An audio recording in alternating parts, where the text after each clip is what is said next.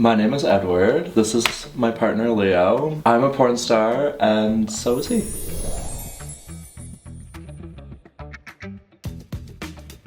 So we started essentially hanging out about 2 years ago, I believe. And I slid into his DMs on Instagram. And one thing led to another. The thing I find the sexiest about Edward would be, well, is it bad if I say the ass? Like, there's a lot of it, you know, it makes me happy. I think the sexiest thing about Leo, oddly enough, is all his little moles on his Stop! No, I hate it. I love them. What's it like working together? Good chemistry. We're on the same wavelength. It gets a little silly though sometimes because we're so close.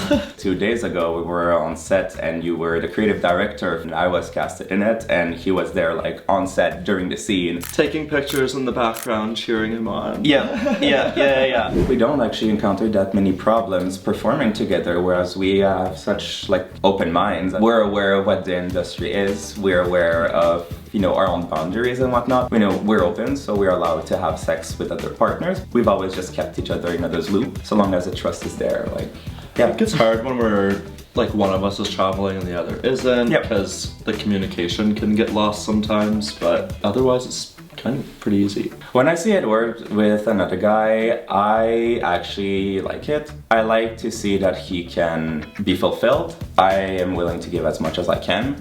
But there is nothing to say that he cannot also just go out there and enjoy himself. I have gotten jealous a few times, generally if I'm there in person. The only reason is because Leo calls me pretty boy, so when I hear him say that to another guy, I'm like, I think working together in gay porn has definitely helped our relationship. I was a model before him. I introduced him to kind of the industry as a whole because of the way that we built it together. Our relationship built with it, so it's kind of one goes with the other. To be honest, I can't imagine what it would be like without that aspect. When we're at home, we're still talking about work, and that can maybe get a little bit repetitive, but when your work and your personal life look the same, it's hard, I guess, to separate the two, but we've found ways to draw boundary lines. I think that working both of us in porn has helped our relationship, because otherwise there would be one end of the partnership that isn't fully aware of the reality of the other. I mean, you can do your best to welcome this other person if you really bring them on set, you know, tell them what's up with you and your business, but there is, you know, something that is very unique about living the experience on a personal level. And so when it comes to being able to share one's feeling and to feel understood, I feel like it actually has helped, the fact that we're both in the same industry.